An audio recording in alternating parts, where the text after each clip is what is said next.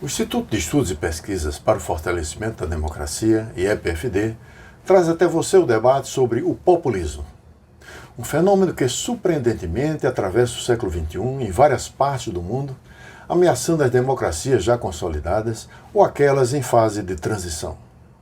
Convidamos como palestrante o sociólogo e doutor em sociologia, o professor Luciano Oliveira, que irá nos apresentar as teses centrais do livro do cientista político Pierre Rosanvallon, intitulado O Século do Populismo. Sempre pontuando os conceitos com o caso que aflige o Brasil, o populismo de Bolsonaro, Luciano, de forma muito clara, nos apresenta as raízes e motivações destes defensores da democratura ou democracias iliberais, como têm sido chamadas. Elimar Nascimento e Luiz Sérgio Henriques, membros do Instituto e debatedores, complementam a exposição de Luciano com novas e inquietantes abordagens sobre o tema. Destacamos a participação de Gustavo Krause, ex-governador e ex-ministro, e do economista Jorge Jatobá, ambos membros do Instituto, assim como a participação do público que nos acompanhou em nosso canal no YouTube. O Instituto tem dentre suas várias linhas de ação que abordam temas como a desigualdade social, a educação, formação política, ambientalismo, informação e sociedade, o espaço Democracia em Debate, que hoje acolheu essas importantes reflexões sobre o populismo, suas causas e consequências. Tenho certeza que você, ao assistir esse debate, sairá enriquecido pela forma como o saber é transmitido, situando-se acima dos terrenos movediços das paixões ideológicas. E não esqueça de se inscrever em nosso canal no YouTube, fortalecendo a nossa presença nas mídias sociais e sendo o primeiro a ser comunicado quando da publicação de novos conteúdos. Saudações e um forte abraço.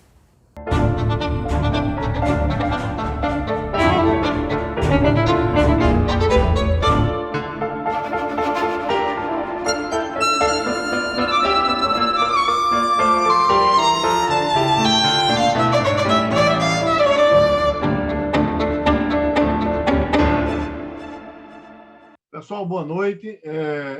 O Instituto de Estudos e Pesquisa para o Fortalecimento da Democracia tem a grande satisfação de receber Luciano Oliveira, cientista político, e vamos discutir as teses centrais do livro de Rosanvallon, que é o cientista político francês, intitulado O Século do Populismo. É um tema que interessa a todos nós, principalmente desse bloco aqui da América Latina, que, historicamente, o populismo parece que tem a força da lei da gravidade para deixar a sua marca na nossa história política. E em seguida, após Luciano, nós temos dois debatedores, o Elimar Nascimento e o Luiz Sérgio Henriques. Então, o Luciano terá 30 minutos e os debatedores, Elimar e o Luiz Sérgio, 10 minutos. Após isso, abrimos para o debate. Ok? Então, Luciano, com a palavra, e boa palestra para todos nós. Muito bom, João. Muito obrigado. Boa noite a todo mundo. Como eu costumo ser logorreico, tá? E, às vezes, eu costumo ser confuso, e nesse evento em que figuram como debatedores Elimar Nascimento e Luiz Sérgio Henriques, e eu figurando como palestrante, eu acho que João Rego cometeu um crime contra a hierarquia dos valores, tá? Me colocar como titular, de modo que eu, precavidamente, escrevi um pequeno texto, é um texto de 5 páginas e meia apenas, que vou ler pausadamente, de uma forma tanto quanto possível oralizada, para não me perder e sobrar o mais tempo possível para as outras pessoas poderem dizer alguma coisa, ok? A imagem está boa, o som também? Perfeito. Então, vamos lá. O livro de Pierre Rosanvallon, O Século do Populismo, é o ponto de partida desta palestra, como João Rego decidiu nomear estas minhas palavras.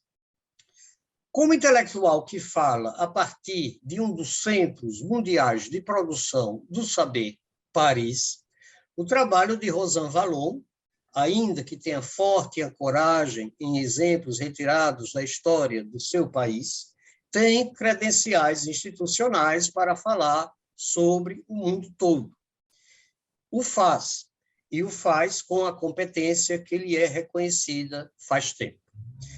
Do populismo russo do século XIX, onde, aliás, nasce a expressão, passando por um populismo americano de inícios do século XX, matéria até então inteiramente desconhecida para mim, por um populismo sul-americano que chegamos a conhecer, Perón na Argentina, Cárdenas no México, Gaitán na Colômbia, Vargas no Brasil, etc., chega-se ao populismo contemporâneo de um Trump nos Estados Unidos, de um Orbán na Hungria, de um Erdogan na Turquia e até de um Duterte nas Filipinas. Nosso Jair Messias Bolsonaro sequer é mencionado no livro, havendo apenas uma menção ao, aspas, caso brasileiro, noblesse oblige, no prefácio à edição brasileira do livro. Mas como isso aqui não é uma resenha, passemos ao quê?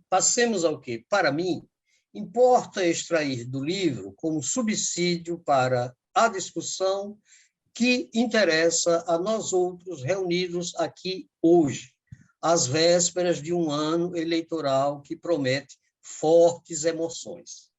O populismo do presidente Bolsonaro. Fazendo um percurso histórico e procedendo à maneira dos tipos ideais, Rosan Vallon destaca o que chama de 3 famílias de democracia: a minimalista, a essencialista e a polarizada. A minimalista teve seu auge no século XIX, quando o famoso medo do número, afinal, o número de pobres sempre foi maior do que o número de ricos, praticamente reduziu o ideal democrático ao estabelecimento de um Estado de direito. A ideia de vontade popular, encarnada no maior número de eleitores, era vista como perigosa. Daí as eleições censitárias, universalmente adotadas na época, onde o que imperava de fato era, como diz o autor, uma oligarquia eletiva. A democracia essencialista, que teve sua maior expressão nas experiências totalitárias do comunismo e do nazismo no século XX, fundava-se na denúncia das mentiras do formalismo liberal, incapaz de cumprir as promessas da democracia, inclusive de justiça social, propondo em seu lugar a visão utópica de uma comunidade única, orgânica, oposta à visão liberal da sociedade como um complexo de interesses divergentes, mas igualmente legítimos. Na democracia polarizada, essa que hoje vemos emergir com força em vários países do mundo, inclusive aqui, a sociedade é reportada a uma dicotomia elementar de tipo schmittiano, amigos versus inimigos, e a um processo de radicalização generalizada na atividade política e mesmo na vida social. As instituições da democracia liberal continuam funcionando, mas postas constantemente à prova, e a representação clássica, por exemplo, tenta-se substituir a identificação da massa com o líder, através de um face a face, sem intermediação das instituições e dos poderes constituídos. Uma divisa que apareceu muitas vezes entre os apoiadores do presidente Bolsonaro em manifestações de teor claramente golpista, meses atrás, eu autorizo, lembram? É uma boa ilustração da hostilidade dos adeptos da democracia polarizada às instituições do formalismo liberal e do próprio Estado de Direito. O populismo pertence a esta última família, a das democracias polarizadas. O populismo, um termo híbrido, tem sido empregado para se referir ao que seria o seu rebento, se de fato rebenta, a democratura. Um regime de forte acento plebiscitário, no qual os dois outros poderes da tripartição clássica, legislativo e judiciário, ou se enquadrariam ou seriam simplesmente fechados. É o que dá a entender o simulacro de mandato dado aos gritos "eu autorizo" em praça pública ao presidente da República meses atrás. A imprensa de oposição, aterrorizada por agressões a jornalistas, empastelamento das redações, etc., restaria também enquadrar-se ou, alternativamente, fechar as portas. Bom, e depois? Pois é, e depois? Tenho formulado a mim mesmo uma pergunta a que poderemos voltar no debate. Quando as pessoas brandem uma divisa como "eu autorizo", elas estão autorizando exatamente o quê? Fechar o STF e o Congresso? É bem possível. Mas para realizar que projeto? Rosan Vallon opõe-se a que se confunda democratura com totalitarismo. Concordo. Conteudisticamente, se posso assim falar, as duas experiências clássicas do totalitarismo puro e duro, o comunismo e o nazismo, tinham projetos que, além de claros, eram, o jogo de palavras é inevitável, totais. Uno stato totalitário. A expressão é da lavra de Mussolini, a quem devemos a paternidade do termo totalitarismo, que com ela pretendeu designar o regime com que sonhava para o seu país. Um regime em que todos os cidadãos estivessem, como no feixe de varas que foi adotado como seu símbolo, o fascio da antiga República Romana, estivessem todos os cidadãos solidamente amarrados uns aos outros, compondo uma mesma e única vontade, um mesmo e único projeto. E, de fato, o totalitarismo comunista sabia o que queria: uma sociedade sem classes. E o totalitarismo nazista também sabia o que queria: uma sociedade de raça ariana pura. Mas os democratas polarizados que ameaçam as instituições da democracia liberal no Brasil, qual é exatamente o seu projeto? A democratura pura e simplesmente, mas para realizar o quê? Pensando livremente em alguns feitos mais notáveis, estou aqui utilizando o termo no sentido literal daquilo que mais se nota, alguns dos feitos mais notáveis do governo que pleiteia uma reeleição no próximo ano, ponho-me algumas perguntas. Liberar irrestritamente as armas de fogo, incentivar a devastação ambiental, perverter a Fundação Palmares, tirar sarro dos movimentos sociais, cooptar militares oferecendo-lhes boquinhas, livrar a cara da República das rachadinhas, ou, no que parece ser o crème de la crème do presidente da República em pessoa, continuar a desacreditar a eficácia das medidas sanitárias contra a Covid.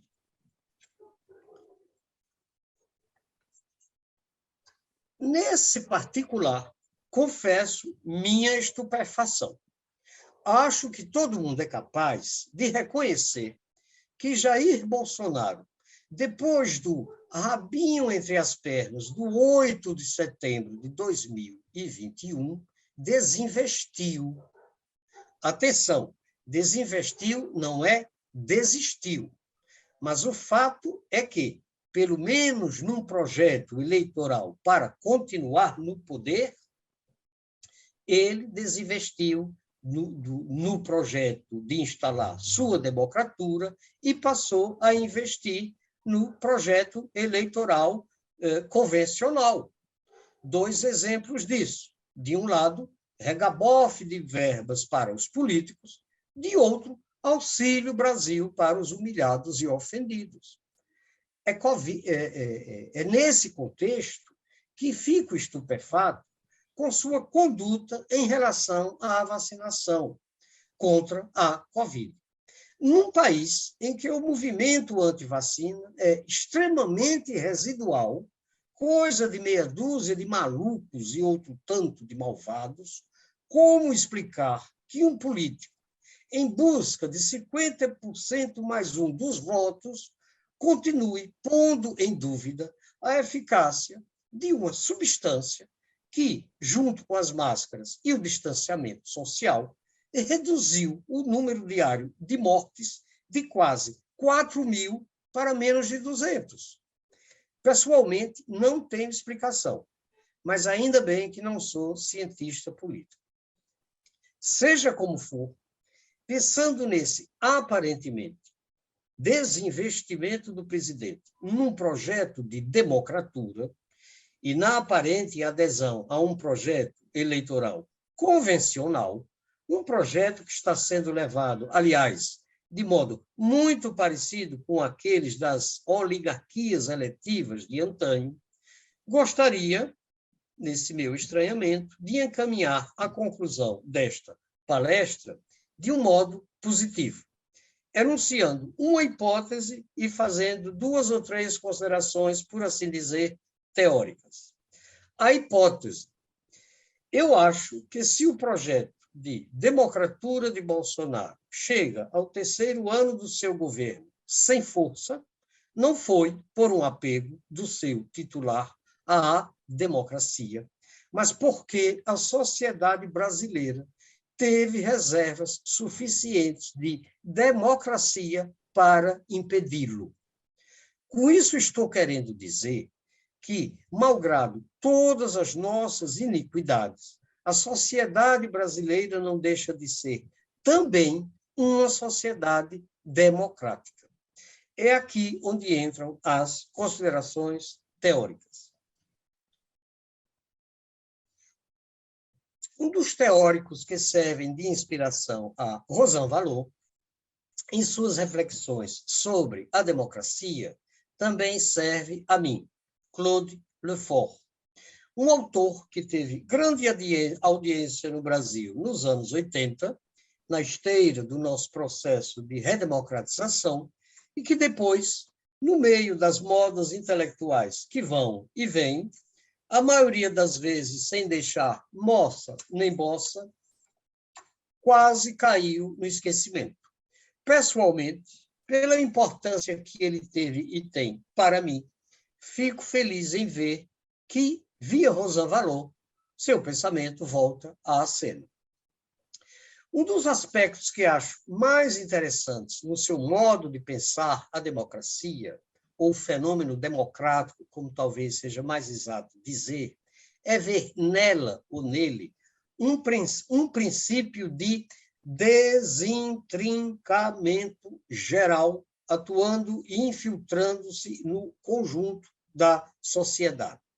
A palavra é rebarbativa, desintrincamento, mas o que ela quer dizer é simples. Nas sociedades democráticas, opera-se uma separação e desintrincamento é simplesmente isso, entre a instância do poder, a instância da lei e a instância do saber. Para tornar isso mais claro, exemplificarei com o seu exato oposto, lembrando o que ocorreu nas 2 sociedades totalitárias por excelência do século XX. Seja no nazismo, cujo reinado anunciado de 1000 anos durou cerca de 12, seja no comunismo, que quase atravessou o século XX inteiro, a sociedade civil perdeu seu dinamismo próprio, passando suas instituições a funcionar como correias de transmissão do Estado, ou seja, do poder. As atividades pedagógicas, artísticas, científicas, etc., isto é, a esfera do saber, foram submetidas aos imperativos do Estado. A lei, por seu turno, fruto de uma discussão interminável e sempre sujeita à contestação nos regimes democráticos, voltou a ter um fundamento transcendente e indiscutível. A vontade do Führer, na Alemanha nazista, o interesse da classe trabalhadora na União Soviética. Ora, o que tivemos ou temos algo próximo disso por aqui? A vontade do presidente Bolsonaro, o interesse da roda dos tios de churrasco contando piadas infames em condomínios fechados como o da Barra, da Tijuca, vontade certamente não faltou. Interesse desse pessoal também não. Mas esse poder não conseguiu prevalecer contra o saber, nem contra a lei. Darei, em seguida, 2 exemplos, ambos referidos à questão da pandemia da Covid e, respectivamente, dizendo respeito a uma e outra instâncias, a do saber e a da lei. A instância do saber, quando, depois da queda do ministro Henrique Mandetta e da nomeação do general, com jeito de sargentão da revista Recruta Zero, Pazuello, para o Ministério da Saúde, o governo tentou tratar os dados referentes à pandemia de modo a minimizar sua gravidade. Formou-se um consórcio de imprensa que passou a divulgar dados independentemente do poder. Até hoje, é a esses dados que as pessoas se dirigem para saber a quantas anda o vírus entre nós. Suspeito que até os malucos e malvados a que me referi antes os levam a sério, tais dados. A instância da lei, segundo o exemplo.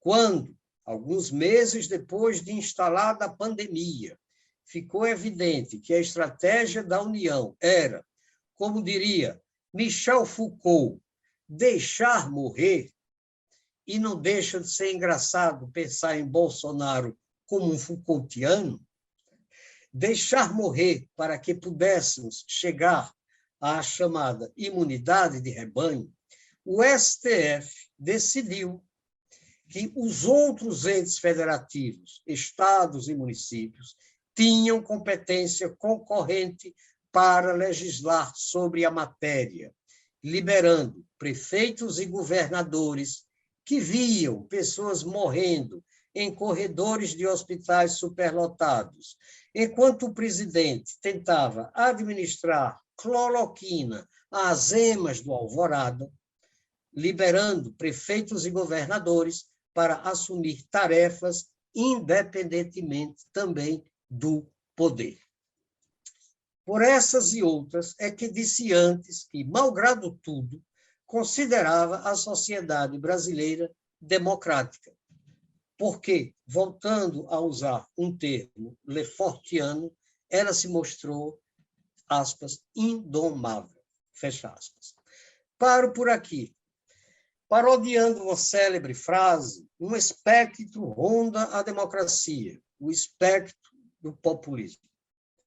Mas eu, diferentemente de Thomas Moros, que mais aspirava que esperava sua utopia, aspiro e espero, neste país, às vésperas de 2022, que esse espectro, como só ia acontecer com os espectros, suma com a luz do ano novo.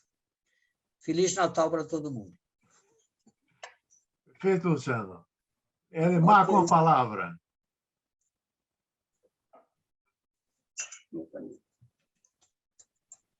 Boa noite a todos e todos. Rapaz, é uma delícia escutar o Luciano. Eu vou logo declarando isso. Eu adoro os textos dele, adoro a forma como ele articula as ideias. Eu sou um admirador nato e sinto não ter tido mais esse convívio com o Luciano, que sempre me é muito estimulante. Portanto, em primeiro lugar, parabéns ao Luciano. Gostei demais da sua exposição.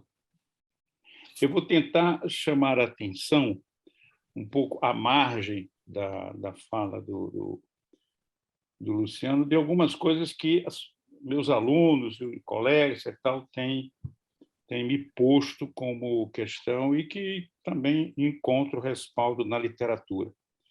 Veja, o primeiro é que o conceito de populismo ele é um conceito muito pouco preciso, ele é um pouco difuso, em alguns momentos, inclusive, um pouco confuso, pouco operacional como instrumento de análise, etc. E, segundo, nessa imprecisão, é preciso ter, e o Luciano citou, que há 3 fases do populismo e elas não são idênticas, embora possa ter alguns elementos comuns, mas poucos em geral, que é o populismo russo, o populismo latino-americano e o populismo europeu. Eles são distintos, eles são diferentes, e o populismo hoje tem uma característica muito peculiar no meu ponto de vista. Eu participo da ideia, que não é muito comum, aliás, é muito criticada, de que o populismo, na verdade, reflete, e aí, por favor, ainda bem que eu estou em remoto, que ninguém pode me jogar tomate, ele reflete uma disputa entre 2 concepções de democracia. Veja bem. Isso é uma coisa interessante, porque nós todos afirmamos que a democracia está ameaçada e todos os líderes, inclusive os chineses, falam de democracia. Os chineses, inclusive, ultimamente, têm falado da democracia chinesa, que é a democracia que consulta 10 milhões dos membros, 100 milhões, na verdade, acho que é 100 milhões, cerca de 100 milhões de militantes do Partido Comunista Chinês. Como dizia Orbán, eu tenho, e o Putin diz a mesma coisa, eu tenho a democracia liberal e eu tenho a democracia iliberal. Veja bem. Então, não há uma propositura de acabar com a democracia, mas uma propositura de refundar a democracia. E esse que é o elemento perigoso, né, para poder desempenhar aí a luta política. De toda maneira, existe um elemento que é comum nas diversas expressões diferenciadas do populismo hoje. Porque, veja, o populismo bolsonarista, o populismo trumpista, o populismo do Orbán, ou do Dudu na Polônia, ou do Erdogan na Turquia, etc., não são a mesma coisa. Eles têm várias diferenças entre eles, mas eles têm um elemento comum, veja bem, que é o elemento da bipolaridade, né? Ou seja, toda a questão do conflito político se reduz ao choque de 2 personagens que mudam de vestes segundo as suas localidades, né? Então, de um lado tem o povo puro e, do outro lado, tem a elite corrupta, se a gente quiser, mas que pode se transfigurar de outras formas. De um lado estão os nacionais, do outro lado estão os imigrantes. De um lado estão os conservadores, aqueles que prezam os valores da família, dos outros estão os anárquicos, etc., etc. Enfim, uma bipolaridade que nega, veja bem, a pluralidade e a heterogeneidade do povo. O povo é único, o povo é um apenas. Veja bem. Uma bipolaridade que está presente, inclusive, em discursos de líderes políticos importantes no Brasil. Vocês devem lembrar que um dos elementos importantes no governo do PT era a frase nós e eles. Essa é uma bipolarização clara, né? Eu dividi a sociedade entre 2, aqueles que estão comigo e aqueles que estão contra mim. Essa questão da bipolaridade remete, evidentemente, a uma segunda noção muito importante, que é a noção do povo uno, Então, veja, se sociologicamente o povo é absolutamente heterogêneo, diverso, né, no discurso populista ele torna-se homogêneo. E quem produz essa homogeneidade, esta unidade do povo, é o líder. Então, o líder carismático ele dá identidade ao conjunto de grupos e indivíduos dispersos no interior da comunidade e os torna únicos porque ele exprime a vontade desse povo puro. Ele concentra, né, os desejos, os interesses de todos esses indivíduos num movimento que é o movimento de refundar a democracia, já que a democracia existente não responde às demandas da população. Então, não se trata de jogar fora a democracia, não se trata de implementar uma ditadura, né? Mas de fazer uma refundação democrática. E uma democracia direta, em que o elemento das eleições é o elemento central.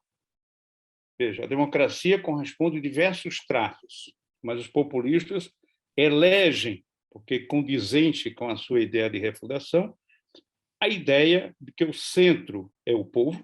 Veja que o governo representativo é um governo que se faz aí, nas revoluções inglesa, francesa, americanas, para não ter o povo, o poder do povo. O povo não ter o poder, se inventa o governo representativo. Veja bem, não é algo novo essa história de buscar dar o poder, porque na origem da democracia moderna e liberal, o que se faz é expulsar, veja bem, o povo da arena política. Não apenas porque ele é definido de forma absolutamente restrita, mas porque ele é incapaz de governar e, para isso, ele precisa de um conjunto de representantes que fazem o governo em seu nome e, portanto, filtram e conseguem ordenar as vontades dispersas, contraditórias e impotentes dessa população. No fascismo ocorre o mesmo. Agora tem um líder que faz isso. Não é uma classe de representantes que vai fazê-lo, mas vai ser o líder que vai fazer isso. E aí o líder vai recorrer à democracia direta, ou seja, a democracia do referendo, porque o que importa é a expressão do povo e a opinião do líder. Aliás, eu fiquei pasmo, porque quando o Bolsonaro perdeu, não por maioria, mas por não ter o quórum necessário da mudança da PEC, do fim do voto nas urnas, que ele não tenha buscado um referendo. Porque o Congresso, a maioria, votou a favor de acabar com o voto da urna. Não vingou porque era uma mudança constitucional que precisava, não a maioria simples. Mas ele poderia, naquele momento, ter muito bem, então vamos consultar o povo. Não fez, não sei exatamente por que razão. Mas esse era um elemento interessante. Desculpe, diga. Você tem 3 minutos. Pronto, e é esses 3 minutos mesmo que eu vou terminar. E aí, veja, a questão se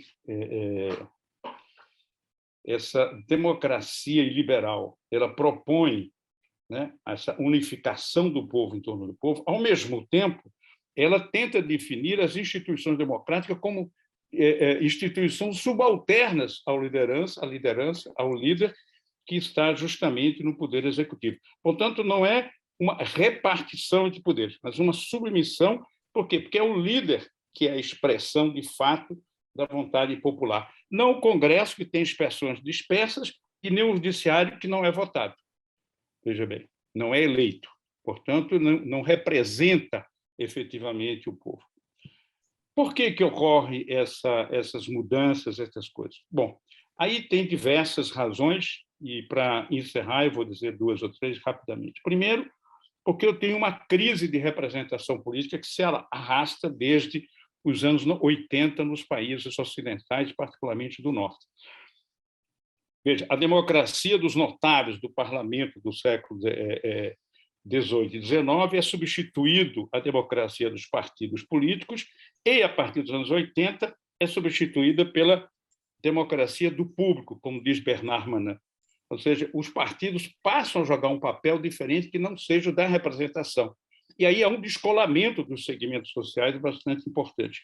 O segundo é a velocidade das mudanças tecnológicas. Veja, as inovações tecnológicas se fazem a uma rapidez maior do que o cérebro humano foi armado para acompanhar. Veja bem. Então, uma espécie de recusa a esse processo de inovações que, evidentemente, a democracia está na sua frente. E, finalmente, a globalização com o deslocamento do dinamismo econômico, fazendo com que segmentos importantes passem a defender essa democracia liberal, esse populismo, como, por exemplo, na França.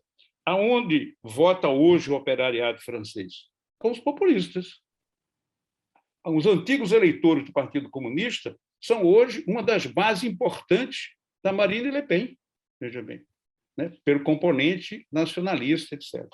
Então, são algumas das razões, né? E isso coloca, evidentemente, uma conta de interrogação sobre o desenvolvimento desse discurso, né, que compõe o populismo, se ele, de fato, se mantém-se dentro desse quadro de uma deformação, que ele chama de refundação democrática, ou se ele avança para outros espaços mais dolorosos. Era isso. Perfeito, Alemar. Obrigado. Luiz Sérgio Henriques, você tem 10 minutos.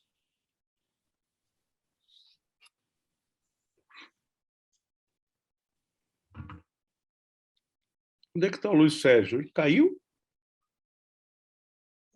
Não, está aqui, Luiz Sérgio. Estou aqui, é porque agora eu arrumei o microfone. Então, eu vou tentar, nesses 10 minutos, resumir o máximo possível esse que é um dos livros mais interessantes dessa safra da morte das democracias. É muito interessante, talvez o mais interessante, porque ele traz a tentativa de construir como tipo ideal o populismo moderno, né, o nacionalismo populista, e dando chaves para que a gente decifre as diferentes realidades. Faz muito bem Rosan Valon ao nos lembrar que a democracia não é um modelo ideal distante da história. Conflitos intelectuais e lutas sociais intensas modelaram a particular combinação das instituições liberais e democráticas no Ocidente, a que queremos pertencer por origem e vocação, nós brasileiros. Né? Seremos parte do extremo Ocidente, mas ainda assim Ocidente. E hoje conhecemos de perto o abismo de uma das formas limites em que se pode degradar a democracia política, exatamente o populismo autoritário. Aí estão a polarização social destrutiva, a tentativa de corrosão dos poderes, o uso deliberado de paixões e emoções, é uma expressão do Rosan Valon, para moldar a percepção da realidade por parte de amplos contingentes da população. Impressiona o número de governantes, a partir do ex-presidente Donald Trump e demais variantes de preocupação, como o nosso presidente, que podemos enfileirar como arautos de uma visão de mundo que joga o povo contra a democracia. Para citar outro estudioso, Yasha Monk, ou mais precisamente, contra as instituições contramajoritárias do liberalismo, contra o tradicionalíssimo e imprescindível sistema de freios e contrapesos.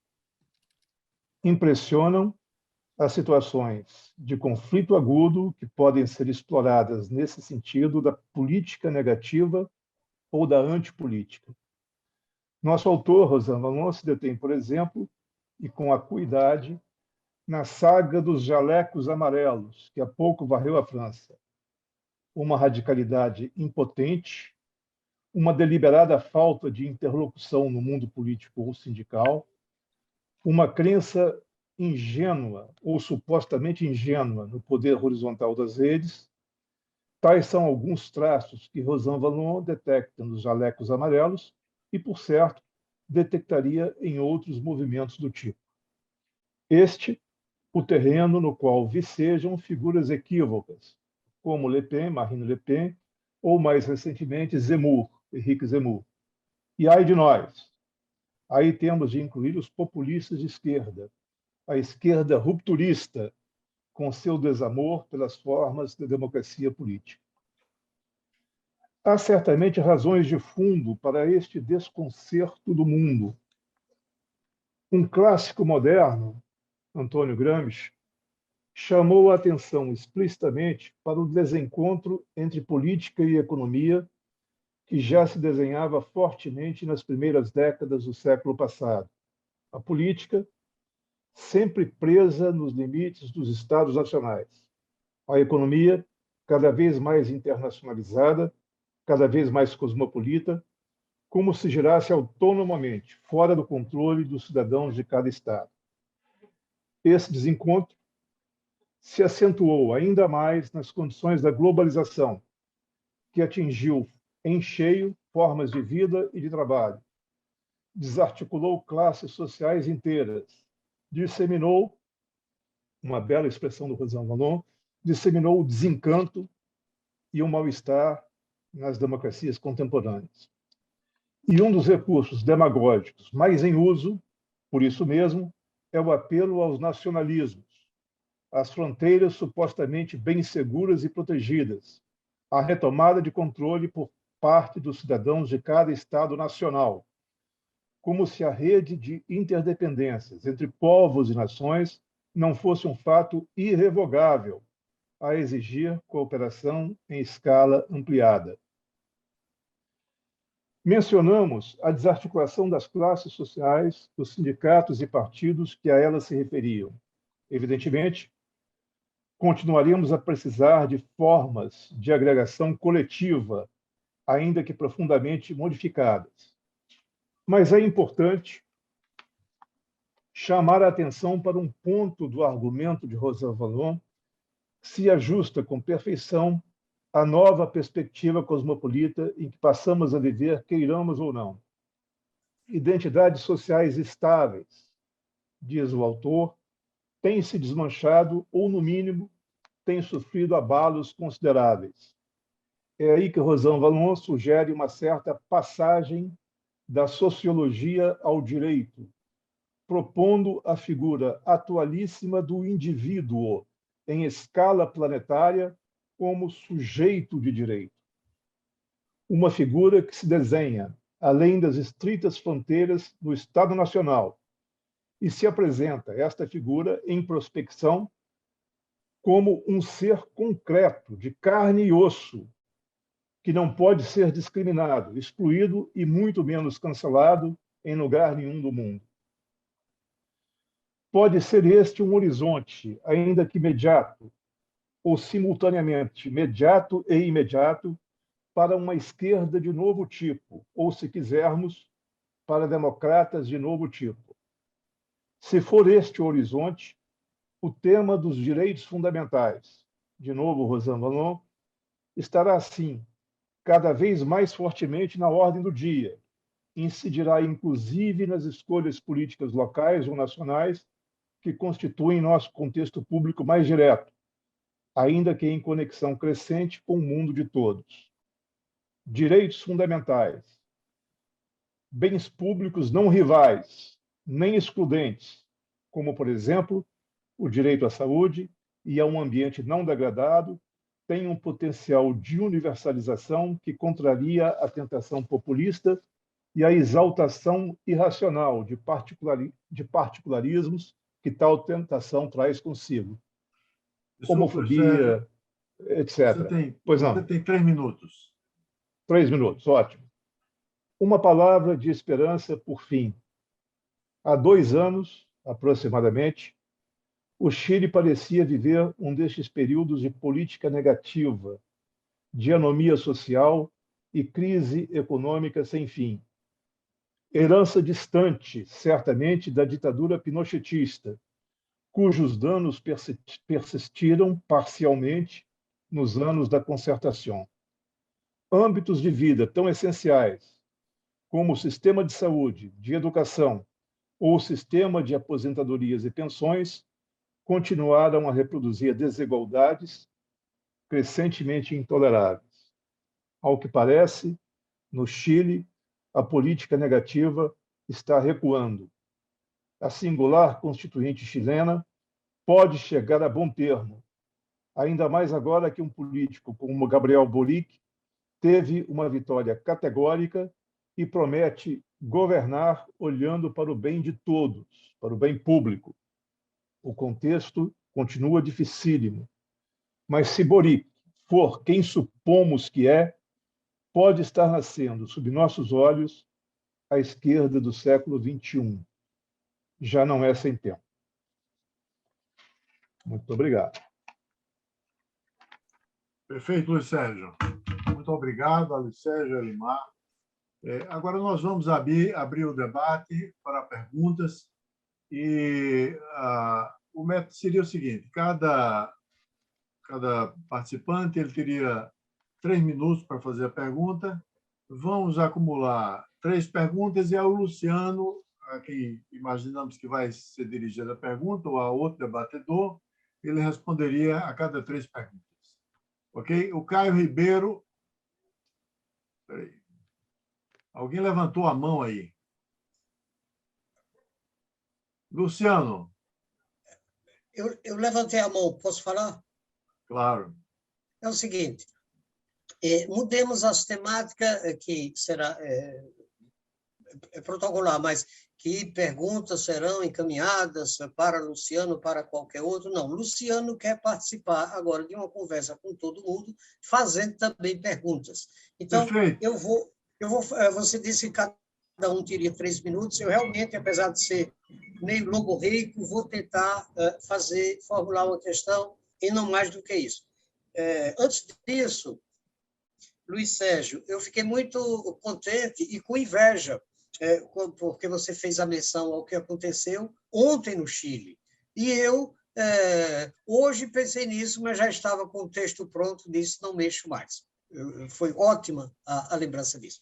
Agora, uma coisa que eu queria colocar para Elimar, porque ele disse algo que me chamou a atenção e queria relacionar isso com algumas coisas que eu penso, que eu disse e tal, e em relação a uma certa especulação que uma vez eu tive e que eu troquei, acho, essa ideia até, se não me engano, com o próprio Luiz Sérgio num e-mail. É o seguinte, ele malemou muito bem o que aconteceu quando da votação para a emenda constitucional, que alterava o sistema de votação, e, como era uma emenda constitucional, precisaria de um quórum qualificado, que não houve, mas a maioria votou a favor da mudança. E Elimar colocou uma questão muito interessante, e que a ele próprio espantou, por que Bolsonaro não recorreu a um referendo, dentro daquela vocação plebiscitária dos populistas o diálogo diretamente com o eleitor, atropelando a institucionalidade demorada, etc. etc. Uma coisa me ocorreu. Eu sou de formação jurídica, mas não me lembro mais desses detalhes todos. Um referendo é capaz de legislar sobre algo que só mediante alteração constitucional pode ser mudado? É uma pergunta que me ficou no ar, seria para algum jurista, eventualmente estando aí, esclarecer. Ou seja, ele poderia tentar passar via referendo aquilo que não passou por causa do quórum qualificadíssimo da emenda constitucional, mas teria passado se fosse uma votação por maioria simples. Ora, por que ele não fez isso? Esse episódio foi... Aí eu estou até fazendo a pergunta mesmo, porque eu sou meio esquecido com essas coisas. Esse episódio foi depois do 7 de setembro? Quando se deu essa votação e a derrota de Bolsonaro? Foi antes. Foi antes? Foi antes. Tá. Bom, veja, porque nesse caso eu acho que a pergunta que eu tinha elaborado ficou um pouco prejudicada, mas assim mesmo eu vou colocar alguma coisa nesse sentido.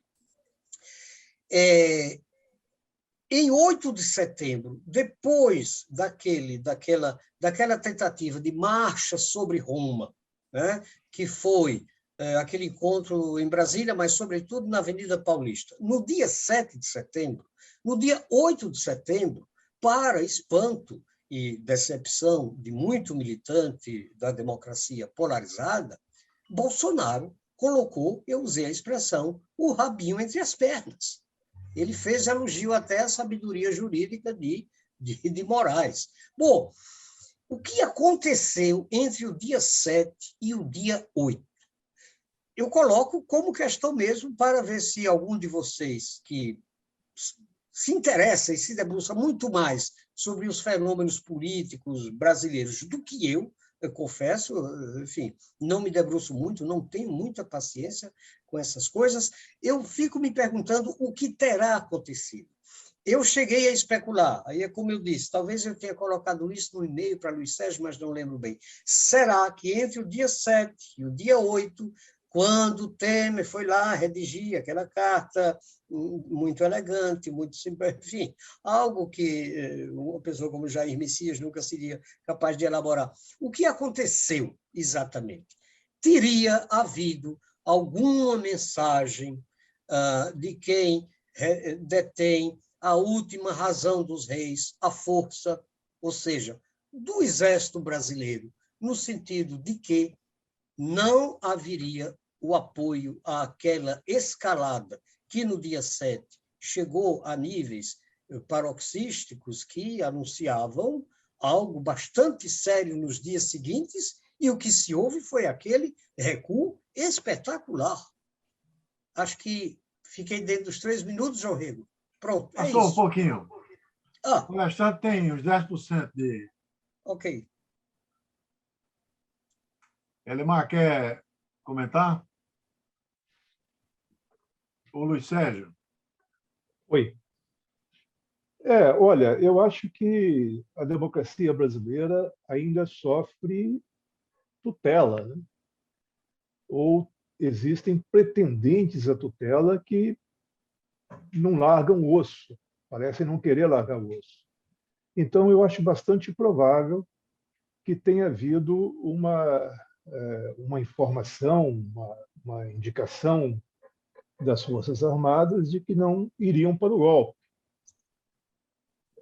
E isso terá desanimado o Bolsonaro, que não é um sujeito tão valente assim quanto parece, né? Sem a última razão do rei, sem a força, ele não pode fazer nada, ninguém faria, e me parece que essa é uma hipótese bastante plausível. É o que eu consigo imaginar, mas não tenho elementos factuais para dizer, é só uma suposição, é uma dedução lógica, né? Sem base factual. Gustavo Krause, que é um homem de relações, saberia dizer alguma coisa? Não. Que diabo aconteceu entre 7 e 8 de setembro?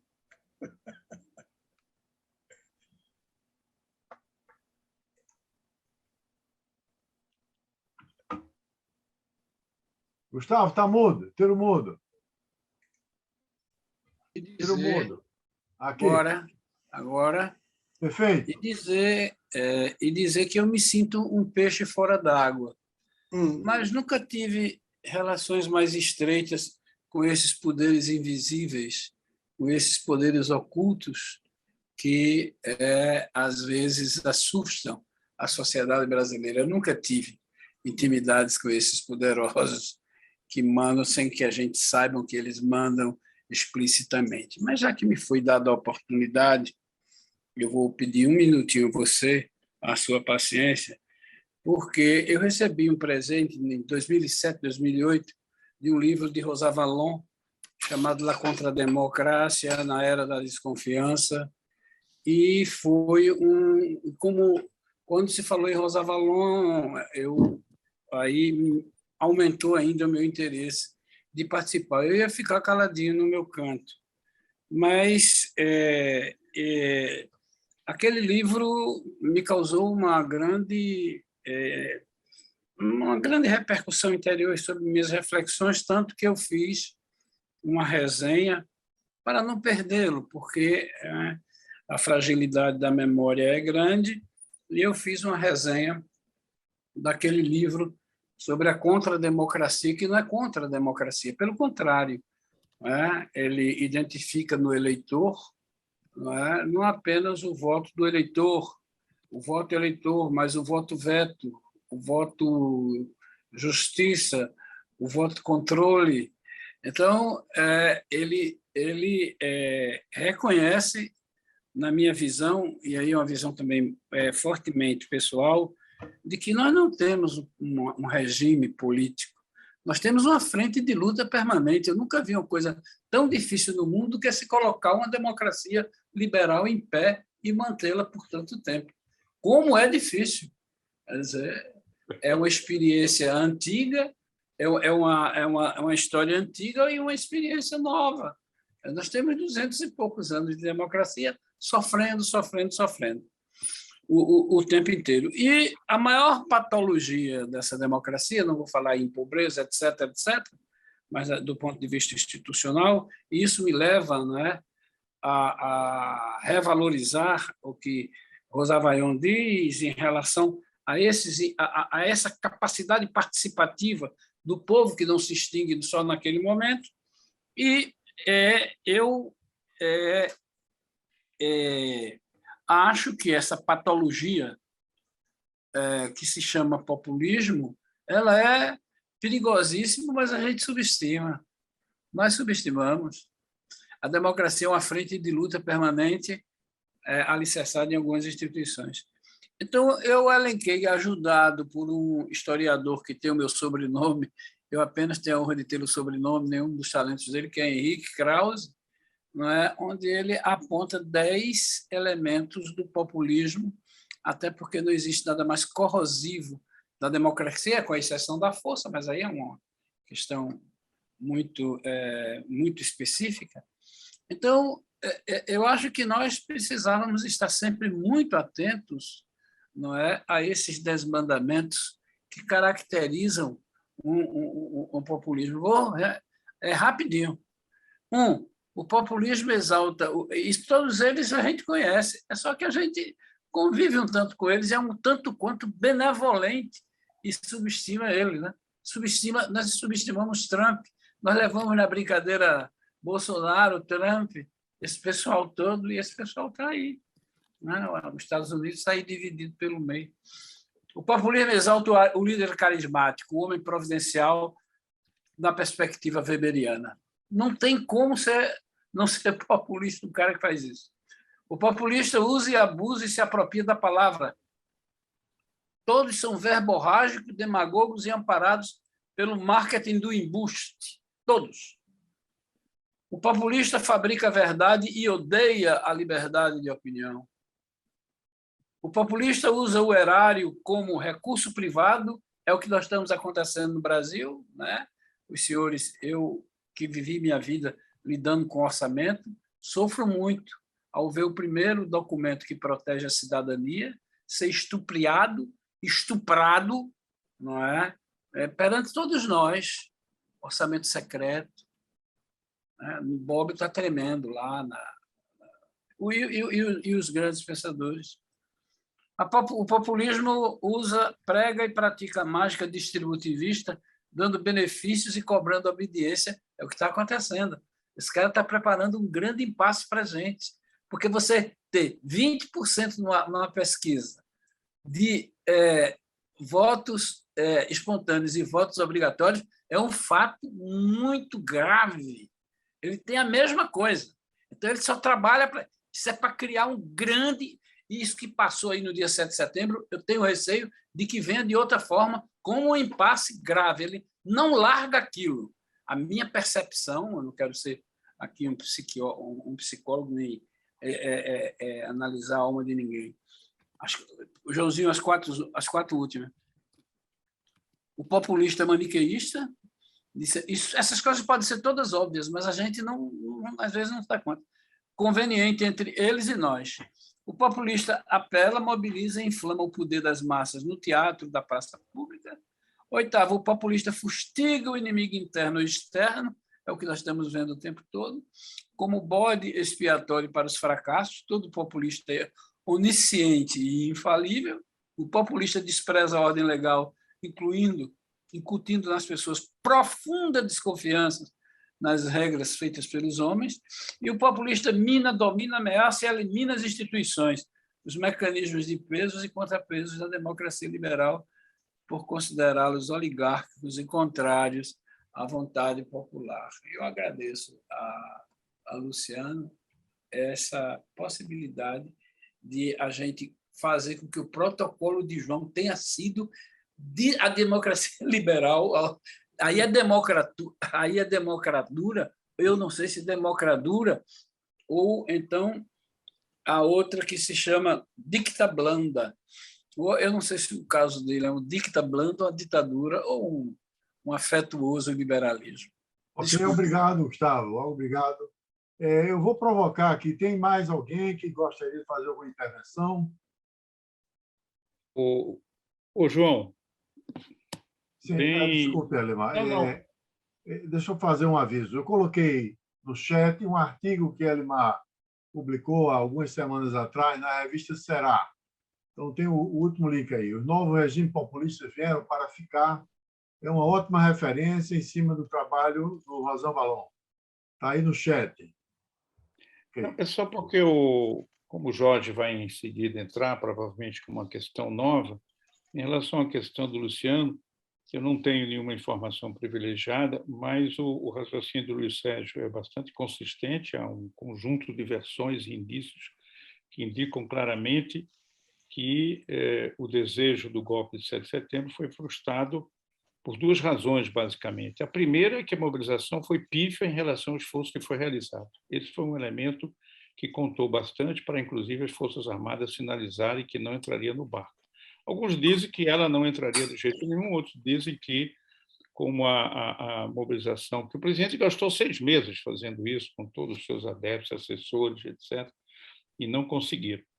E, aparentemente, isso aí não sei se é fofoca brasileira, chegou a notícia ao Bolsonaro, ainda no dia 7, à noite, que o filho dele seria preso. E aí, daí o porquê eu telefonar para Temer chamar o Alexandre, ele conversa com o Alexandre, e aparentemente houve um acordo, né? Você não prende meu filho, eu não ataco você, porque o Alexandre estava com medo que alguma coisa grave viesse a acontecer com ele, algum membro da família. Mas isso são fofocas, não há nenhum elemento que possa validar esse tipo de informações que circulam. Ok. Eu tenho uma pergunta aqui do Antônio Carlos Garcia Júnior, pelo YouTube, para Luciano. O populismo brasileiro, tanto petista como bolsonarista, são similares em sua forma de agir? Luciano?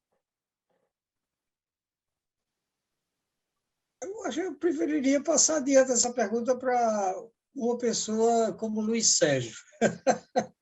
Olha, que aparentemente leu com muita atenção o livro de Rosan Vallon.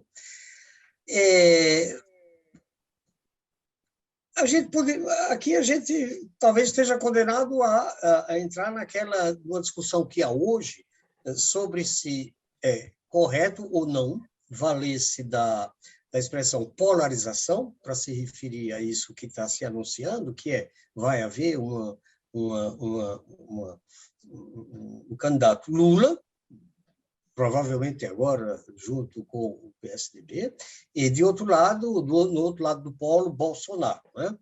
Bom, é polarização porque realmente estão em posições extremadamente diferentes. Agora, ao mesmo tempo, eu concordo com aqueles que colocam reparos à utilização desse termo, polarização para um e para outro, no caso, quer dizer, para os petistas, o PT e Bolsonaro, se pensar no seguinte: tudo bem, eu me lembro muito bem, talvez essa história do amigo-inimigo schmittiana na retórica política brasileira, pelo menos nos últimos 30, 20, depois da redemocratização, começou com o famoso nós e eles, do PT.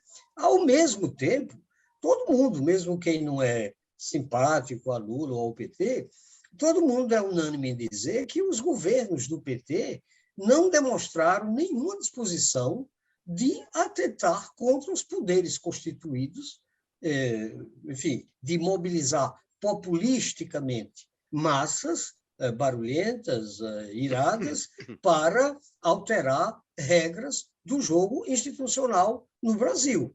Acho que eu me lembro muito bem. Se eu posso falar de um arrobo autoritário, populista, poderíamos até dizer, de tipo bolsonariano, que Lula cometeu, foi logo no começo do governo dele, quando ele quis expulsar daqui um jornalista americano. Eu esqueci o nome do cara agora, mas ele é autor, aliás, de uma biografia muito, muito, muito boa do Marechal do New York Times. Exatamente. Porque o camarada tinha falado do amor de Lula pela cachaça, não sei o quê. Lula vai ver que estava bêbado mesmo e inventou de querer arrumar um jeito de caçar o visto dele, não sei o quê. Mas logo disseram, olha, isso aí é uma coisa tão absurda que nem merece ser considerado. O que eu estou querendo dizer é o seguinte, voltando agora às coisas sérias. Eu sou daqueles que tenho restrições, apesar de saber que certas palavras, depois que entram no linguajar corrente, não saem mais, né? Então, falar que, bom, serão eleições polarizadas? Serão. Isso é uma coisa.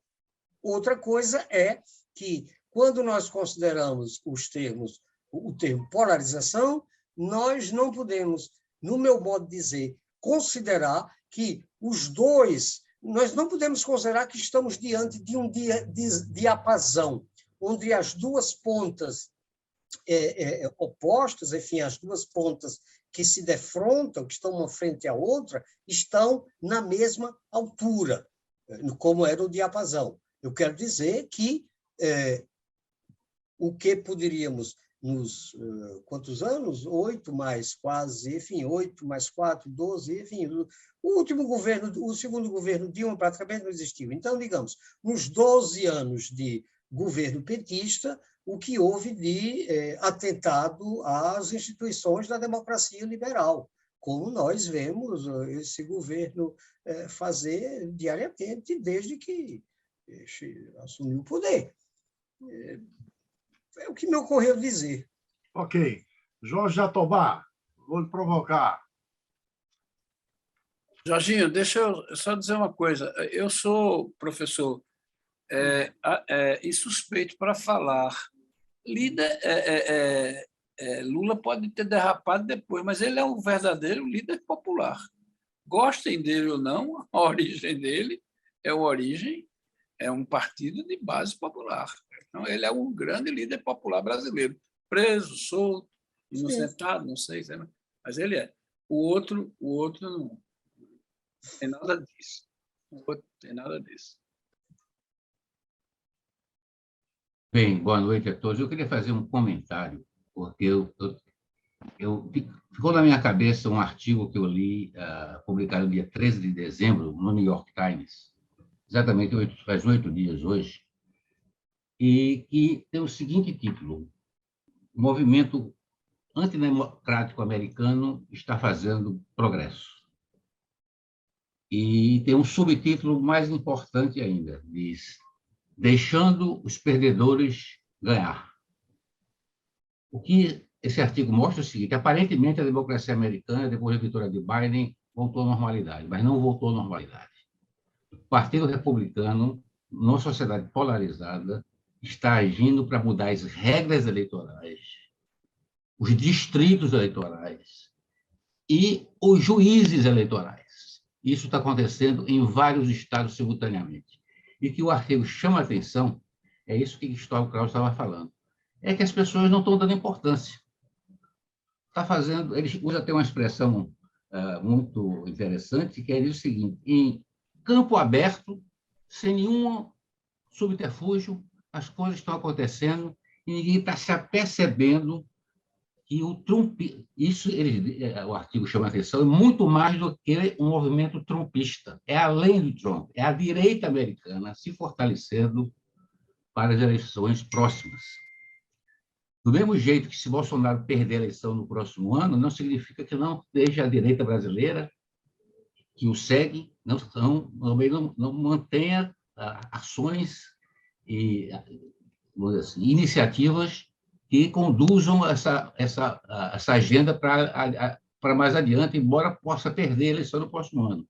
Então, é um fenômeno que está acontecendo em escala mundial, com aparente normalidade, e está minando as instituições e preparando o futuro. Aqui a discussão aqui era sobre a urna eletrônica. Lá nos Estados Unidos, o sistema é descentralizado, cada estado define suas regras eleitorais. Então, eles estão mudando, sobretudo nos chamados swing states, aqueles estados que são ora republicano, ora democrata.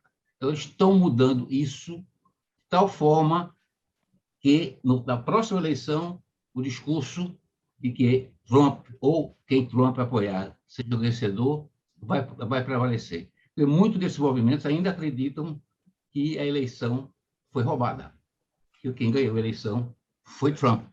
Então, isso é típico de uma sociedade polarizada. E a polarização americana, entre republicanos e democratas, não é recente, né? Logo após a Guerra Civil Americana, houve um movimento muito grande no sul dos Estados Unidos, onde os democratas eram mais conservadores, exatamente para retirar os negros de qualquer acesso ao voto. Porque os negros dariam acesso a eleitores democratas, entende? Então, houve um movimento já histórico nos Estados Unidos, foi recorrente, ele vai e volta, mas agora voltou num novo contexto. Essa polarização diminuiu ao longo dos anos, mas recrudesceu-se muito a partir de Trump. Então, a era Trump definiu uma nova etapa da história da democracia americana, e a percepção da mídia e de especialistas, com esse artigo que eu coloquei aqui, é que o movimento democrático está avançando, solapando as instituições lentamente e vigorosamente. Isso aí tem que estar atento, porque pode acontecer aqui também, aliás, está acontecendo aqui também. Isso eu queria fazer esse comentário a partir do que foi dito aqui e de que o Gustavo Krause chamou a atenção há pouco tempo, quando fez o comentário dele. Perfeito. Algum dos debatedores querem comentar? Ô, João, eu só queria fazer um comentário com essa pergunta do rapaz do YouTube, que infelizmente eu esqueci o nome. Antônio Carlos Garcia. Antônio Carlos Garcia, né, sobre a história do populismo do Lula, populismo do Bolsonaro, etc. Tem um trabalhozinho publicado no começo desse ano, na Revista Brasileira de Ciências Sociais, do Paulo Risse, Maurício Izumi e Davi Moreira, em que eles examinam 5.818 discursos dos presidentes após 1985, e com a metodologia específica de tentar encontrar frases em que o povo e a elite se oponha a partir do conceito que eles chamam ideacional do populismo, ele chega à conclusão que os dois presidentes com marcas populistas mais importantes são justamente Lula e o Bolsonaro, né? Ou seja, um e outro, seus discursos contêm frases de oposição entre o povo e a elite, da elite com o povo, essa bipolaridade entre um e outro. Mas eles, na conclusão, lembram aquilo que o Luciano disse, quer dizer, do ponto de vista do discurso, há sinais de populismo de um e outro, né, partindo desse conceito ideacional de populismo. Porém, do ponto de vista da prática, eles lembram, não há nenhum sinal da parte do PT, né, de ruptura democrática ou qualquer coisa da natureza. Ao contrário, quando Lula estava com 80 e poucos % de voto, o país estava crescendo a 7,5% em 2010, houve diversos assessores sugerindo que ele implantasse uma lei fazendo com que fosse possível o presidente ter um terceiro mandato, e que ele, então, se candidatasse, e ele recusou essa proposição, dizendo que não era admissível esse tipo de jogo. Seria um jogo, evidentemente, para favorecer, coisa que o Evo Morales fez na Bolívia, ele não aceitou fazer. Só para situar um pouquinho o discurso. Eu queria fazer uma pergunta, se for possível. Ok, Tomás. Tá? Já posso fazer? Claro. Tá. Eu queria levantar um problema com relação já de cara dizer que eu gostei muito da exposição, tanto do Luciano, como do Elimar, como do Luiz Sérgio, e até porque é um assunto que eu conheço muito pouco, e, quer dizer, conheço muito de orelhada, e eu me pergunto, e hoje eu vi uma charge, um cartoon aqui na França que me chamou a atenção, que é um cara que vota no adepto do Zemmour, que vai a um oculista para fazer exame de óculos, e está escrito na parede inégalité, que é desigualdade em português. Aí ele vai ler e ele lê imigração. Entendeu? Bom, então eu falei, porra. Bom, quer dizer, então, a pergunta que eu faço é o seguinte: qual é a parte? Porque o Luciano falou em 3 coisas, né? O poder, a lei e o saber, não é? E onde está a economia nisso, a desigualdade, né? Por que eu estou perguntando isso? Porque eu acho que uma das coisas, sei lá, que acontece é que a desigualdade está desestruturando a representatividade, né? Você tem 0,01% do mundo que detém a riqueza, né? Isso é uma coisa. Então, eu acho que isso aí descaracteriza e cria um terreno favorável para enfraquecimento da democracia e o surgimento desse populismo, né? Porque, de repente, acha um bode expiatório. Lembrando, como se falou dos coletes aí, dos jalecos amarelos, ao mesmo tempo que se aumentou o preço do diesel para o pessoal que se rebelou, que os jalecos amarelos, eles deram uma tremenda... O poder francês deu uma tremenda isenção para Total. Quer dizer que, ao mesmo tempo que ela fazia benefícios para a principal empresa de petróleo francesa, ela metia a mão no bolso do pessoal que vive apertado. Isso porque, pelo que dá para entender, o aparelho de Estado hoje só resolve problema do 1% mais rico. Ele não tem condições de resolver o problema do resto, ele só resolve isso. Esse pessoal, além de resolver o problema deles, não paga impostos. Não é? Então, isso é que eu me pergunto. Por exemplo, o Trump, apesar de ser votado pelos bancos pobres, paga menos imposto que acho que nós todos aqui que estamos assistindo, pelo menos que eu pago no Brasil. Ele pagava $700 de imposto por ano. Então, a pergunta que eu faço é a seguinte: aonde está a parte dessa desigualdade que se acentuou nesses últimos anos de neoliberalismo, a ponto do Piketty, numa reportagem que eu li no El País, dizer que nós estamos numa situação semelhante à da Revolução Francesa, onde só o povo pagava imposto, que a nobreza não pagava nem o clero, e detinha tudo. Quer dizer, ele compara uma situação semelhante. Só essa é a mais importante. Com relação ao que vocês falaram, por que o Bozo recuou, eu tenho impressão porque ele tentava uma aventura mesmo, ele tentava uma aventura, sobretudo apoiada, sei lá, eu ouvi falar, criar uma desestabilização grande apoiada nas polícias militares. Só que, ao que tudo ouvi falar, que os milicos controlam o comando das polícias militares, entendeu? Uma coisa assim, ele ia tentar criar uma desestabilização grande e sabe lá o que é que vai dar. Bom, é só isso. Obrigado. Ok. Luciano, tem uma pergunta do YouTube de Suzana Abreu. Você aproveita e responde as duas. Professor Luciano, a nossa esquerda está buscando a frente ampla. E caso vença as eleições, seria um espaço para um governo com voz para um populismo no sentido mesmo da palavra?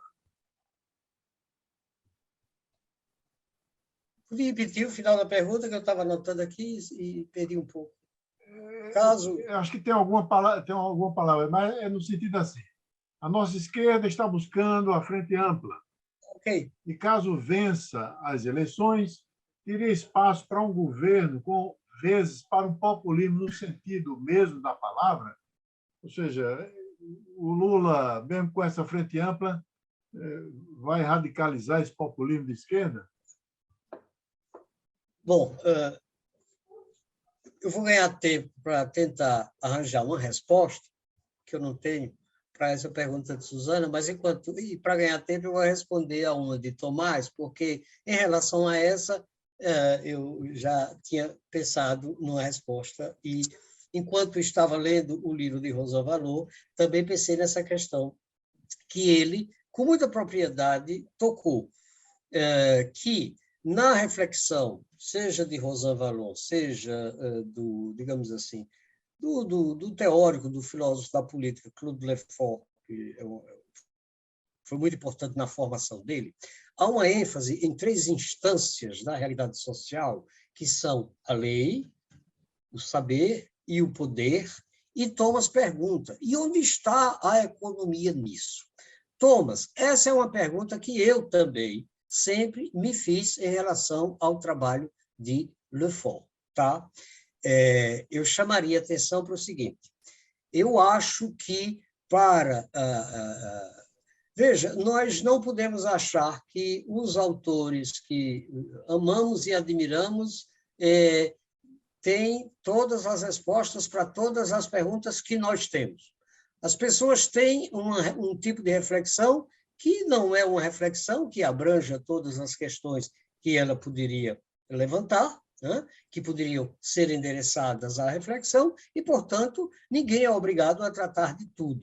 Eu acho que, veja, no caso de um pensador como Lefort, o pensamento dele está muito inscrito num período histórico, que foi o período entre o final da Segunda Guerra Mundial e, finalmente, o desmoronamento do socialismo real, marcado pelo conflito da Guerra Fria, capitalismo, comunismo, e a experiência, digamos assim, existencial de Lefort é de alguém que, mesmo tendo uma origem de esquerda, trotskista na juventude, como muita gente foi, viveu num país capitalista e que, entretanto, foi um país que realizou uma política social, ou seja, foram os famosos 30 anos gloriosos depois de 1945, que houve uma combinação feliz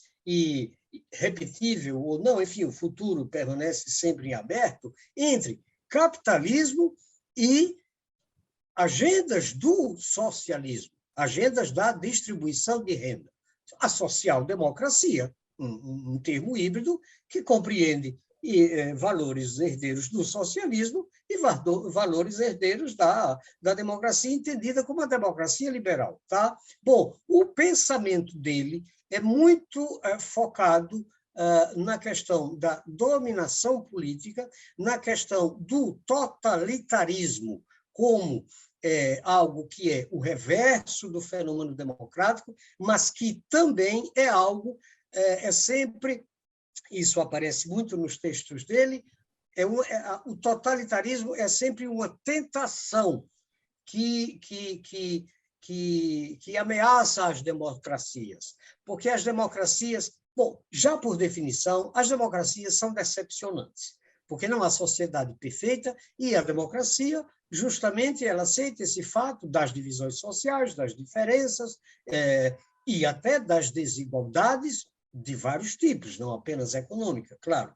Então, já por isso, ela é uma sociedade, digamos, imperfeita, a diferença das outras assume essa imperfeição como dos seus elementos constitutivos, mas a tentação totalitária para realizar o que ela promete e submetidas as instâncias políticas a processos eleitorais. E o que é um processo eleitoral, senão a busca no mercado do maior número de votos possível, procurando agradar ao maior número possível. Idealmente, agradar a todo mundo. Então, prometer tudo. Prometer céu, terra, mundos e fundos para todo mundo. Castelo da Espanha para todo mundo. Bom, nesse sentido, as democracias são decepcionantes por si mesmas. E a tentação totalitária de você resolver aquilo que ela não resolve, inclusive o problema da justiça social, sempre ronda as democracias. O pensamento Lefort foi constituído muito nesse contexto em que essa tentação totalitária estava sempre cobrando da democracia isso que ela prometia, mas não realizava, ou só realizava, porque todo empreendimento humano é assim, imperfeitamente. Tá? Então, a questão da injustiça social, até porque, digamos assim, é um contexto em que, no mundo e no país em que ele viveu, a injustiça social era algo que estava se resolvendo, eu diria, é algo bastante raro haver menção na obra dele a esse problema. No entanto, algumas vezes, alusivamente, ele fala no perigo da tentação totalitária, e um desses perigos é quando as pessoas que vivem em democracias que as decepcionam muito, inclusive do ponto de vista da justiça social, caem na tentação totalitária de resolver isso que a democracia promete e não resolve. Eu diria que no livro de Rosan Vallon, eu acabei de localizar aqui as duas coisinhas que eu iria citar, tá?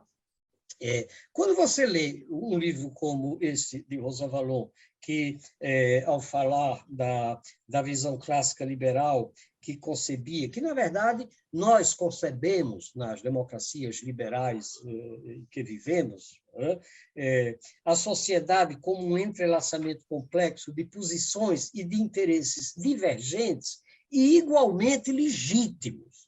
Interesses e posições igualmente divergentes, mas igualmente legítimos. Ora, todo conflito social é legítimo. Não há uma resposta aqui, mas é uma questão que pode ser endereçada a alguém que escreve isso, e é uma questão que eu enderecei ao pensamento do próprio Claude Lefort quando escrevi sobre ele. Se a divisão social é legítima, se ela não há possibilidade de você resolver de uma vez por todas. O totalitarismo tentou com os resultados que conhecemos. As diferenças, mas também as divisões sociais, onde é que ficaria, onde é que se situaria, digamos assim, aquela linha no chão a partir da qual a diferença social passa a ser inaceitável mesmo para uma concepção de vida liberal tão aberta às diferenças de todo tipo. Então, eu me pergunto, como é que num conflito opondo um grileiro que possui uma extensão na Amazônia do tamanho de algum pequeno país europeu, não é? E um morador sem terra, onde é que está a justiça nesse conflito? De que lado eu vou me colocar numa divergência de interesse desse tipo, igualmente legítimo?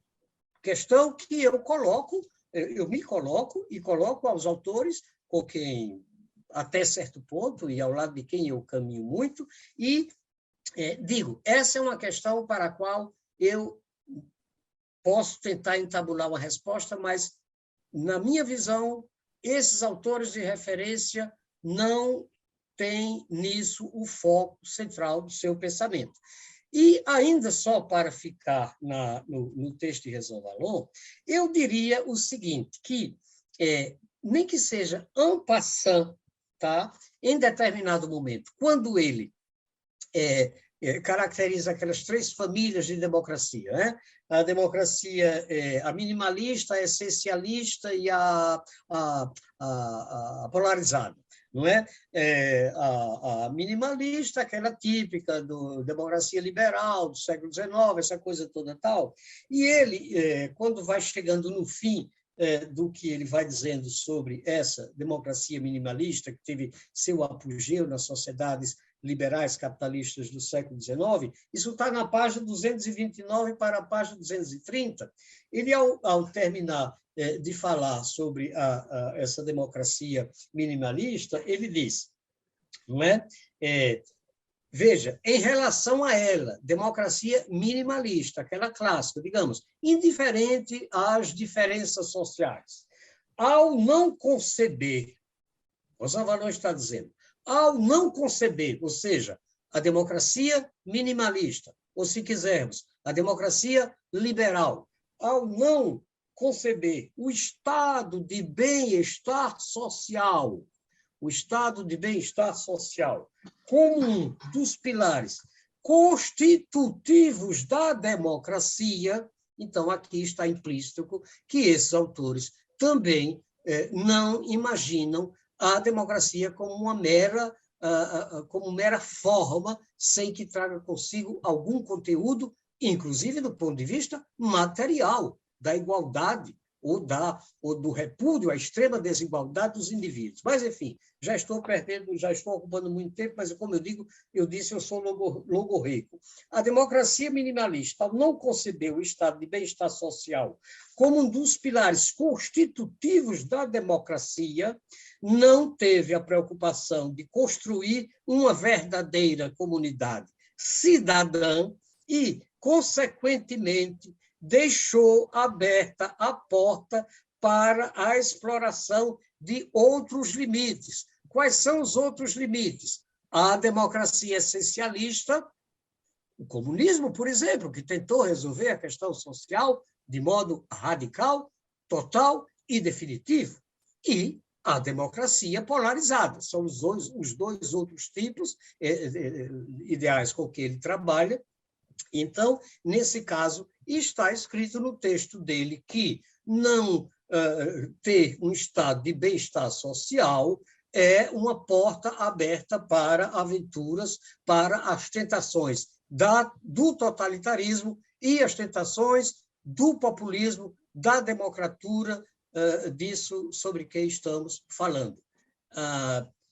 Eu até achei, depois que fiz minha exposição, que ela era capenga, porque eu não me referia a essas coisas. Agradeço muito a você, Tomás, que teve a perspicácia de dizer, rapaz, esse negócio aí está muito bonitinho, mas está faltando alguma coisa. Em relação a Suzana, minha querida, a minha intenção era procurar tempo para elaborar uma resposta para a sua pergunta, mas eu usei tempo demais respondendo a alguma coisa que eu já sabia, e enquanto estava falando foi impossível continuar pensando em outra coisa, eu vou ficar lhe devendo esta. Desculpem, mas é o que eu posso, de mais honestamente, dizer nesse momento. Ok. Estamos na reta final do nosso debate. Se alguém tem mais alguma pergunta, por favor, se pronuncie.